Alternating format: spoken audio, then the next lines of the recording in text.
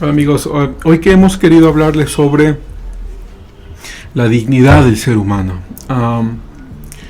y sobre esta frase en contraposición que siempre surge sobre la idea de que podemos hacer todo lo que queramos hacer en tanto y cuanto no dañemos a otro ser humano, ¿no?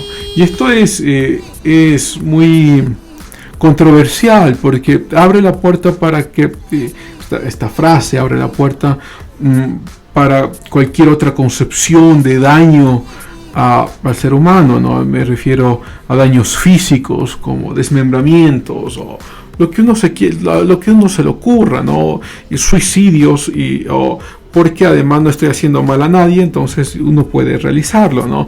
Pero entonces ocurre aquí una interesante línea arbitraria que uno pudiese dibujar y decir, claro, pero no estamos hablando de eso, no estoy hablando de desmembramientos, no estoy hablando de flagelaciones, o no estoy hablando que sea, y me refiero a que esta línea es arbitraria, ¿no? ¿Por qué definimos ahí la línea? ¿Y por qué no más acá o más allá? ¿Por qué sí desmembramientos pero no muerte? ¿O por qué sí la muerte y no otras cosas? ¿No? Se convierten arbitrarias. Entonces quizá las posibles respuestas tengan que ver con el sufrimiento.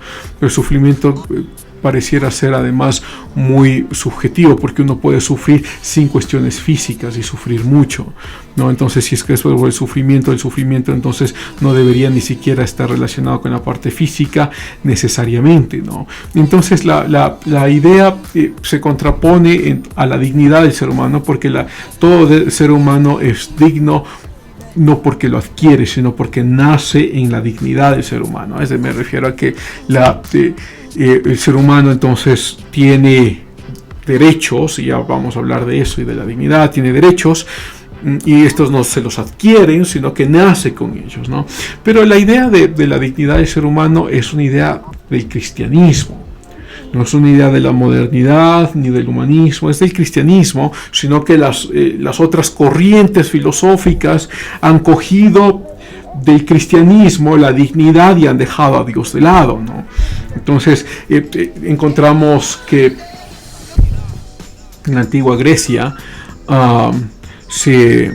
me refiero a la Grecia de los siglos V y VI antes de Cristo, los niños eran botados a la intemperie, a morir, sobre todo en Esparta, cuando tenían algunas deficiencias físicas o mentales, pero pasaba en toda Grecia, ¿no? A este lugar que se llamaba la apotasía, y entonces eran matados, eran lanzados vivos para la muerte. Y es entonces el cristianismo, a través de Jesús, que Jesús menciona: dejad que los niños vengan a mí, porque de ellos es el reino de los cielos, que da una dignidad especial a los niños, o reconocer que los niños son seres humanos y son dignos en sí mismos, ¿no? O la dignidad a la mujer, ¿no? Esta interpretación alocada de que la religión, sobre todo el cristianismo, es machista, es completamente contraria a la verdad, ¿no? Es justamente Jesús el que resalta la dignidad de la mujer, ¿no?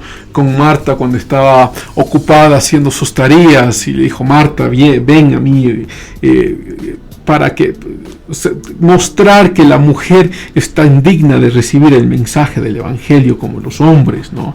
Y además que es completamente interesante que la primera versión de la resurrección de Jesús no recae sobre hombres, sino recae sobre mujeres, sobre María y sobre Marta. Fueron las primeras que vieron la resurrección, vieron a un Cristo resucitado.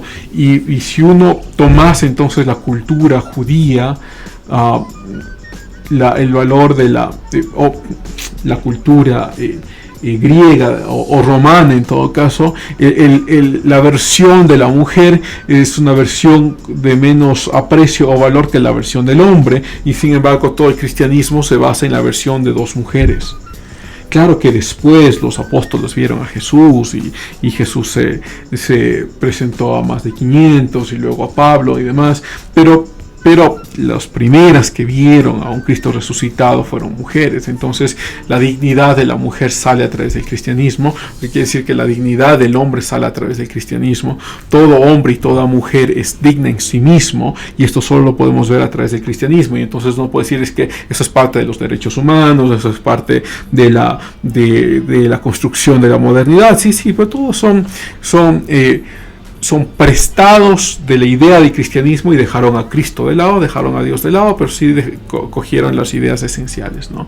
Entonces lo importante de la dignidad del ser humano quiere decir que cada humano es digno en sí mismo, su cuerpo y su alma, su parte espiritual es digna en sí misma, y esa dignidad no puede ser quebrantada, aunque sea la intención de él mismo. Entonces, si él mismo se quiere quebrantar, no, él es digno, él no puede quebrantar su dignidad, ni espiritual ni física, y por ello muchos gobiernos tienen todo el aparato público para tratar de prevenir suicidios, para tratar de parar a personas que quieren desmembrarse, para tratar de parar a personas que quieren hacerse daño en su propio cuerpo, porque existe la idea de la dignidad del ser humano en sí mismo. Porque si la dignidad del ser humano no existiera, quiere decir que cualquier otro ser humano puede hacer lo que quiera con este otro ser humano, no él mismo necesariamente. Él mismo también puede hacerse daño, pero si no existe la dignidad, entonces otro ser humano también puede corromper esta dignidad, porque no existe. Entonces tenemos ejemplos extensos, ¿no? Desde el nazismo hasta Esparta, esta Grecia del siglo V, VI, o cualquier otro ejemplo. Por ejemplo, uno de los ejemplos que es muy interesante es de estas festividades del Imperio Incaico, que era el Capacocha, ¿no? Esta suerte de ofrecer la vida de mamás e hijos enterrados vivos por la prosperidad del imperio, ¿no? Entonces, esto es posible a través de la deshumanización. No son tan humanos como nosotros, sobre todo las mujeres y los niños. Entonces, como no son tan humanos, no tienen la misma dignidad, y como no tienen la misma dignidad, entonces podemos hacer con ellos lo que sea. Entonces esta idea, esta frase un poco creada como un cliché cultural de pensar que podemos hacer todo lo que queramos en tanto y cuanto no dañemos a otro, ¿no? Eso corrompe toda la idea de dignidad y corrompe toda la idea de valor del ser humano. Y el valor del ser humano, como digo otra vez, fue creado dentro del cristianismo. Después la cultura se ha aprovechado de ella y se ha adueñado de ella, y como digo, ha dejado a Cristo de lado y ha dejado a Dios de lado, pero es una idea enteramente cristiana.